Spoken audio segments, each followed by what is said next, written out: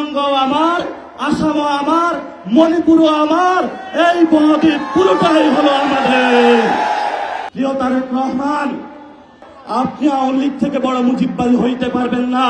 যদি পররাষ্ট্রমন্ত্রী, স্বরাষ্ট্রমন্ত্রী পুশিন বন্ধ করতে না পারে, তাহলে নাকে খত দিয়ে তাদের পদত্যাগ করা উচিত। সালাউদ্দিন ভাই, আপনাকেও আমরা চিনব না।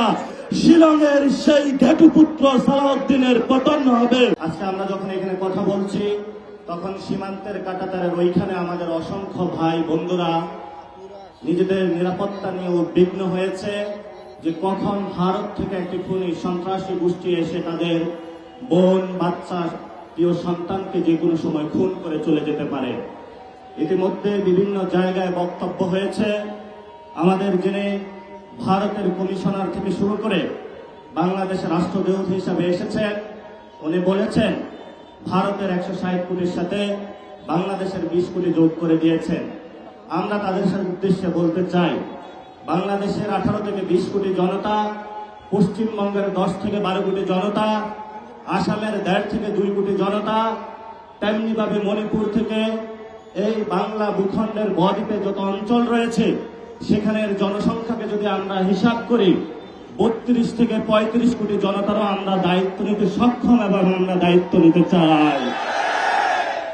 যদি তোমরা আমাদেরকে সেই আকাশ দেখাতে চাও যে অভিন্ন আকাশের স্বপ্ন, সেই অভিন্ন আকাশের স্বপ্ন ভঙ্গ তোমরা করেছো 1947 সালে, যখন আমরা একটি ভারত স্বপ্ন নিয়ে বেঁচেছিলাম যে আমরা ঐক্যবদ্ধভাবে ভারতে একই গঙ্গা, একই জলে বসবাস করে, একই পানিতে বসবাস করে নিভৃতে এখানে থাকবো।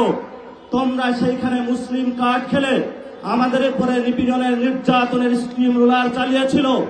আমরা বাধ্য হয়ে স্বাধীনতার আওয়াজ তুলে সেই একই জায়গায় আজকে উপনীত হয়েছি। নতুন করে যে স্বপ্ন তুমি আমাদেরকে দেখাচ্ছ, সেই স্বপ্ন তোমরা 47-এ ভঙ্গ করেছ। এই যা ইতিহাস চলে গিয়েছে, নতুন করে মুসলমান এবং বাংলাদেশ ভারতের সাথে একীভূত হওয়ার যে অখণ্ড ভারতের যে স্বপ্ন, সেই স্বপ্নে আমরা কখনো ঐক্যবদ্ধ হব না। এবং তোমরা যে স্বপ্ন দেখো, তোমাদের সেই স্বপ্ন দিবা স্বপ্নেই থেকে যাবে, বাস্তবে কখনো হবে না। যদি বাস্তবে হওয়া সম্ভব, যেটা আমাদেরকে ভাসানী বলে গিয়েছিলেন, পশ্চিমবঙ্গ আমার, আসামও আমার, মণিপুরও আমার, এই বদ্বীপ পুরোটাই হলো আমাদের। প্রিয় উপস্থিতি, 1947 সালে আমার আপনার যারা বাপ দাদা চাচা তারা যুদ্ধে নেমেছিল একটি বৈষম্যহীন বাংলাদেশ গঠনের জন্য। কিন্তু 1971 সালে বাংলাদেশের মুসলমানদের উপরে, বাংলাদেশের মানুষের উপরে সেই বৈষম্যহীন বাংলাদেশ গঠনের পরিবর্তে ভারতের একটি পুতুল সরকার, মুজিববাদী সরকার বাংলাদেশের উপরে আবার চাপিয়ে দেওয়া হয়েছিল। সেই মুজিববাদী সরকার গত 53 বছরে আমাদের উপরে জুলুম নির্যাতন করেছিল। আমরা স্বপ্নে আকাঙ্ক্ষা দেখেছিলাম, 24-এ আমরা রক্ত দিয়েছিলাম। ভারতীয় যে বয়ান, সেটা থেকে বের হয়ে একটি স্বাধীন পররাষ্ট্রনীতির মধ্য দিয়ে যাব। সাথে সাথে সেই রক্তের হোলি খেলায় ভারত আমাদের সেই শহীদ ওসমান হাদি ভাইকে শহীদ করে দিয়েছে, অসংখ্য ভাইকে শহীদ করে দিয়েছে।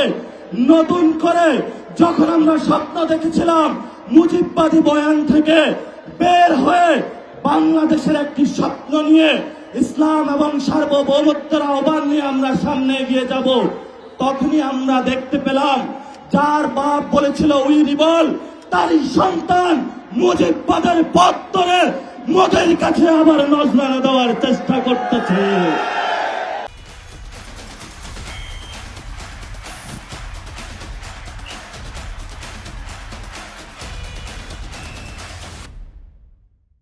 প্রিয় বিএনপি, প্রিয় তারেক রহমান, আমরা আপনাদেরকে স্পষ্ট বার্তা বলতে চাই, আপনার যদি মুজিববাদে যাওয়ার ইচ্ছা হয়, আপনি আওয়ামী লীগ থেকে বড় মুজিববাদী হইতে পারবেন না। আমরা আপনাকে হুঁশিয়ার করে দিচ্ছি, আপনি যদি মুজিববাদের পথে হাঁটেন, এই পথ বাংলাদেশের জনগণের পথ নয়। মুজিববাদী শক্তির সাথে কঠিন যুদ্ধ হবে ইনশাআল্লাহ। সেই যুদ্ধে যদি বিএনপি বা আপনারা যদি মুজিববাদের পক্ষে থাকেন, 24-এর গণ অভ্যুত্থানে যদিও আপনারা আমাদের সাথে রাজপথে ছিলেন, আমরা সেখানে আপনাদের সাথে কোনো কম্প্রোমাইজ করব না। আগামীর এই লড়াই আমরা সরকারকে বলবো, যদি পররাষ্ট্রমন্ত্রী, স্বরাষ্ট্রমন্ত্রী পুশিন বন্ধ করতে না পারে, সীমান্ত হত্যা বন্ধ করতে না পারে, নাগরিকদের নিরাপত্তা না দিতে পারে, সীমান্তের নাগরিকদের উপর অত্যাচার বন্ধ করতে না পারে, তাহলে নাকে খত দিয়ে তাদের পদত্যাগ করা উচিত। আর যদি তারা সসম্মানে পদত্যাগ না করে, তাহলে তোমাকে টেনে হিঁচড়ে আমরা বাংলার মাটিতে পদত্যাগ করাবো। লাস্ট যে কথাটা, আমাদের ফরেন মিনিস্টার জাতিসংঘে ইলেকটেড অ্যাসেম্বলি হয়েছেন, জাতিসংঘের সভাপতি হয়েছেন, কিন্তু সীমান্তে আপনি হত্যাকাণ্ড দেখেন না, সীমান্তে আপনি পুশিন দেখেন না। আপনার চোখে শুধু সেখানে কিভাবে ভিন্ন দেশের করায়ত্তের মধ্য থেকে বাংলাদেশের সার্বভৌমত্ব জলাঞ্জলি দেওয়া যায়, সেই পথে আপনি তারেক রহমানের সাথে হাত মিলিয়েছেন। প্রিয় খলিল ভাই, এই খলিল ভাই আপনি ছিলেন না। যদি আপনি মুজিববাদের পথ হাঁটেন, আমরা আপনাকে শায়েস্তা করার জন্য প্রস্তুত আছি। তখন কোন খলিল ভাই আমরা চিনব না, সালাউদ্দিন ভাই আপনাকেও আমরা চিনব না। প্রস্তুত হন। আমরা ছিলাম রাজু ভাস্কর্যে, শাহবাগে এসেছি, ভবিষ্যতে পুরো বাংলাদেশ একসাথে জেগে উঠবে সার্বভৌমত্ব এবং ইসলাম রক্ষার আন্দোলনে। সবাই প্রস্তুত হন, সময় শুরু হয়েছে।